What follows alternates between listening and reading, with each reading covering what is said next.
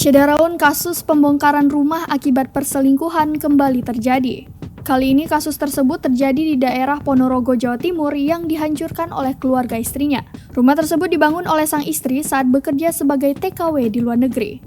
Rumah yang berlokasi di Desa Karanglolor, Kecamatan Sukarejo, Ponorogo ini mulai dibongkar oleh para pekerja satu persatu, mulai dari kusen, jendela, dan kaca rumah pada Rabu 16 Februari 2022.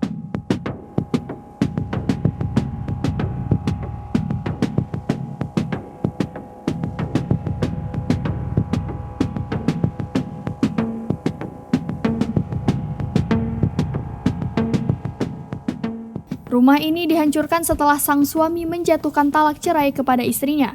Ia tak terima rumah tersebut ditinggali oleh laki-laki yang tidak bertanggung jawab. Aksi pembongkaran rumah ini dilakukan oleh keluarga Sunarti, pemiliknya sendiri. Sebelumnya Sunarti menikah dengan Rohani tahun 2011 dan dikaruniai seorang anak.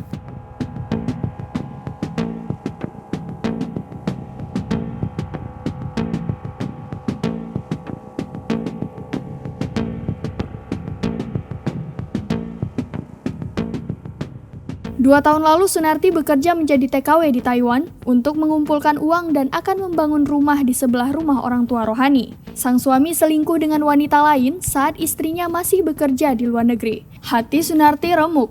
Rumah yang diidam-idamkannya bakal ditinggali bersama suami dan anaknya harus sirna seketika. Bahkan, Rohani menjatuhkan talak cerai kepada dirinya karena hendak menikah dengan perempuan lain. Sunarti pun menuntut agar rumah yang ia bangun dengan hasil jeripayanya itu dibongkar karena rumah tersebut dibiayai oleh Sunarti.